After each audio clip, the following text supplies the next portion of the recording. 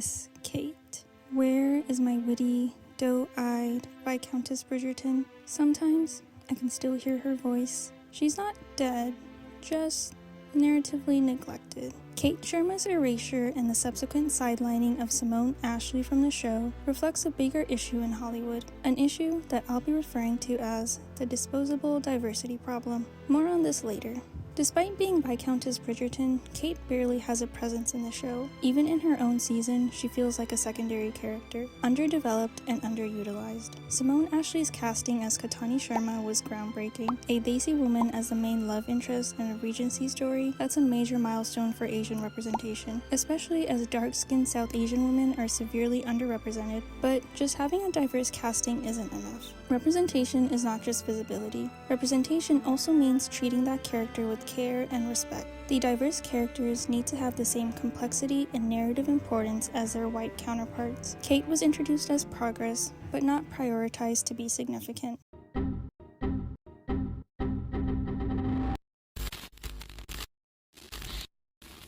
People argue that Kate's storyline and development is pretty much non-existent after season 2, but I'd argue it was dead on arrival. Kate Sharma is introduced to us in season 2 of Bridgerton, and it's clear from the start how much she prioritizes her family over herself. Born and raised in India, Kate lost both of her biological parents, and all that remains of her family is her stepmother, Mary, and her sister, Edwina. Because of a lack of financial security, they travel to England to find Edwina a suitable husband. Kate has no interest in getting married herself, but then she meets Anthony Bridgerton. She finds him arrogant and insufferable, but can't help but be attracted to him. Unfortunately, Anthony is the most eligible bachelor of the season, so Edwina starts pursuing him for a proposal.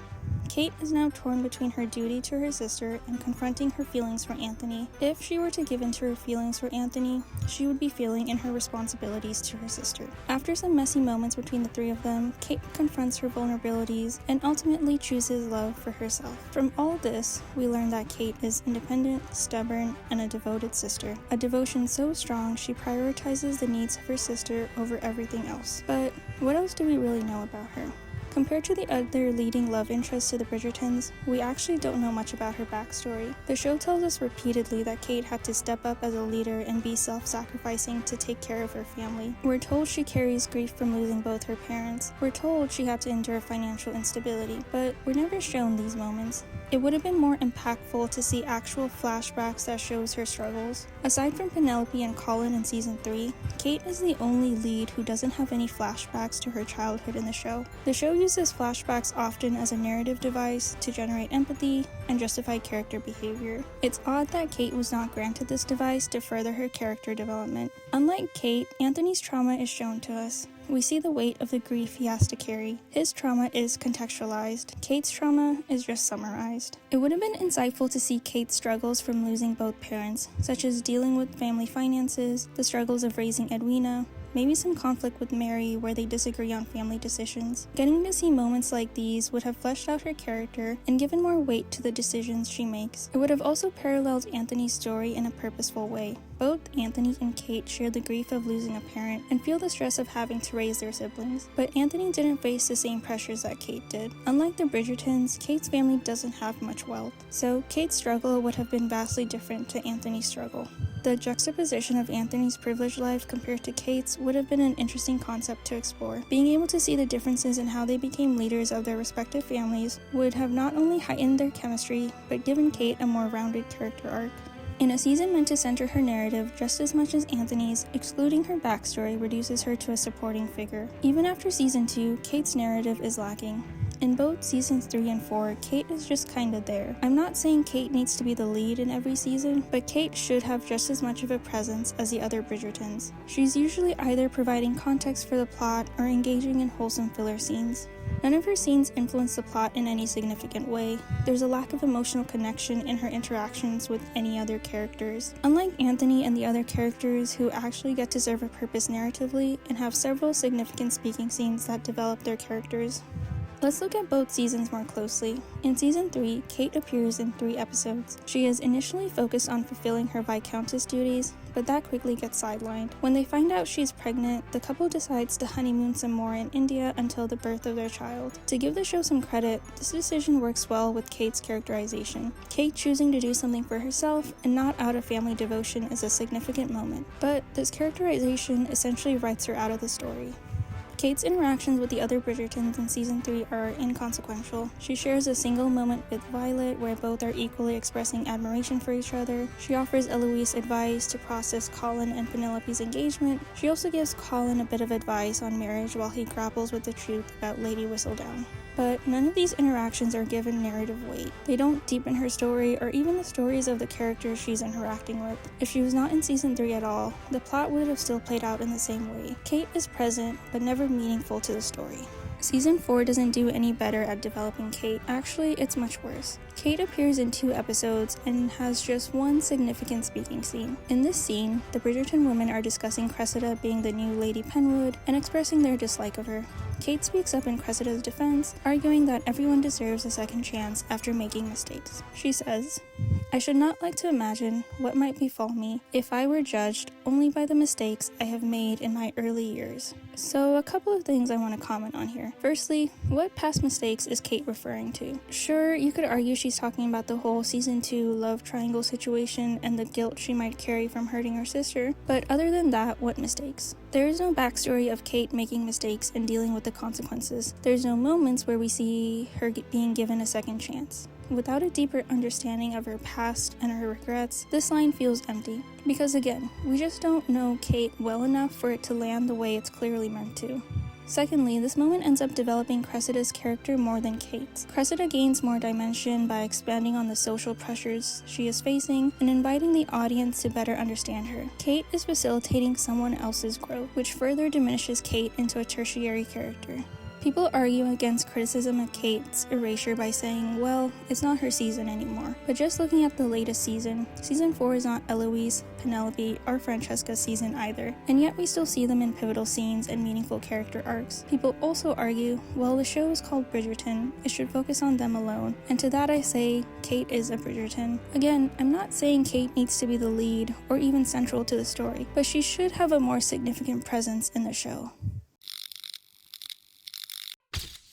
At the time of me writing this portion of the video, Season 4 Part 2 premieres in 3 days, and Kate is nowhere to be seen in any promotional content. Other than Simone Ashley saying so herself, there is no indication that Kate will even be in the newest season. Why aren't there any promotional posts with Simone Ashley? Fans have spoken out repeatedly about the mistreatment of Simone Ashley, both in the writing and marketing of the show. There isn't enough time to list all of the ways Ashley has been excluded or mistreated by production, but here are, in my opinion, the top 3 most egregious ones. Number 1.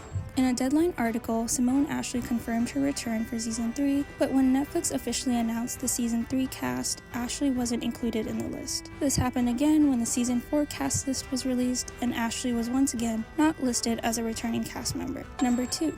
Season 2 of Bridgerton is the only season that doesn't have a promotional photo shoot with the main couple, unlike the other 4 lead couples of the show. Some say this was due to COVID restrictions, however, other characters did get a photo shoot for Season 2. Number 3. Simone Ashley was drawn to the role of Kate Sharma because initially Kate's heritage and background would be explored in a separate storyline, but production cut out that storyline with no justification. Whether this exclusion of Simone Ashley is intentional or not, the outcome is still that it decreases her visibility. She is one of the only dark-skinned leading ladies of the show so far. Prioritizing and favoring her white and lighter-skinned counterparts sets a bad precedent for representation and diversity overall. It's not bizarre to expect Simone to have the same visibility and celebration.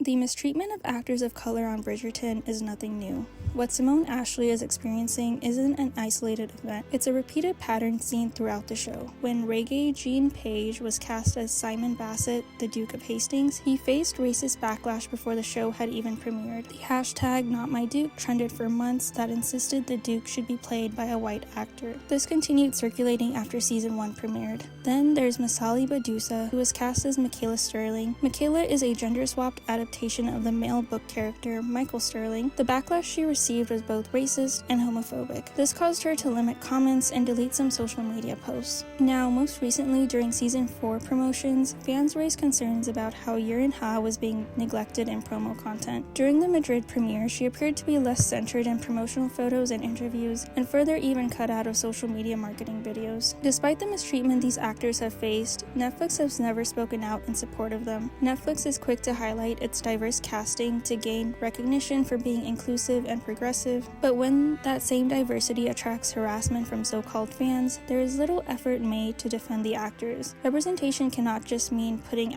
people of color on screen. It requires actively protecting actors of color by speaking out against racist backlash. Otherwise, inclusive casting starts to feel less like progress and more like a marketing gimmick.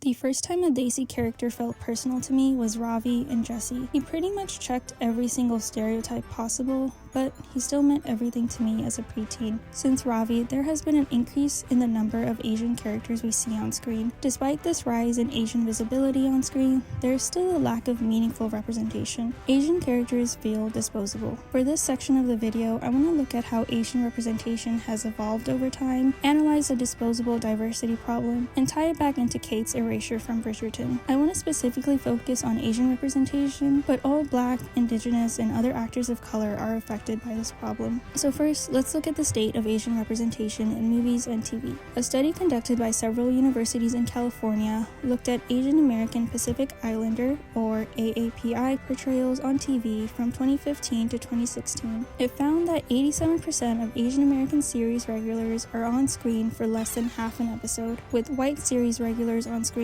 3 times longer than their Asian American counterparts. The same study also found that 68% of shows featuring AAPIs have only one AAPI series regular. These statistics reinforce the tokenization of Asian representation. Asian actors get cast in projects for the illusion of diversity, but they are often underdeveloped and decentered. Nancy Wang Yuen, a sociologist and anti-racist media expert, had this to say about tokenism. Unfortunately, when representation looks like tokenism, Hollywood is doing the bare minimum for inclusion. In 2019, 30% of API primary and secondary characters were either the only one or interacted with no other API characters on screen. Yoon worked on a study that analyzed the top grossing films from 2007 to 2019. Out of 1,300 movies, only about 6% featured an API speaking character. More so, there was no significant increase in API speaking roles in films. Representation consistently remained below 10%, peaking the most in 2018. The study also highlighted the number of films in which API actors appeared as leads or co-leads. Constance Wu is the only Asian actress to appear as a lead or co-lead in more than one film. Dev Patel and Kumail Nanjiani are the only South Asian actors on this list that appeared in 2 films in leading or co-leading roles. The most recent study I could find on Asian representation in media was from the Asian American Foundation's Status Index from 2025. When surveying about 5,000 Americans, 37% of Americans said they couldn't think of a film with an Asian American character, and 42% said they couldn't name a famous Asian American. Out of the ones who could name one, the top answers were Jackie Chan and Bruce Lee, which underscored how often Asian and Asian American identities are seen as interchangeable. The most shocking find in the study was that Asian American female roles in TV and movies continue to be even less visible than male roles. So when Asian actresses do get visibility, it's immensely disappointing when they are neglected from the story. But why does this happen?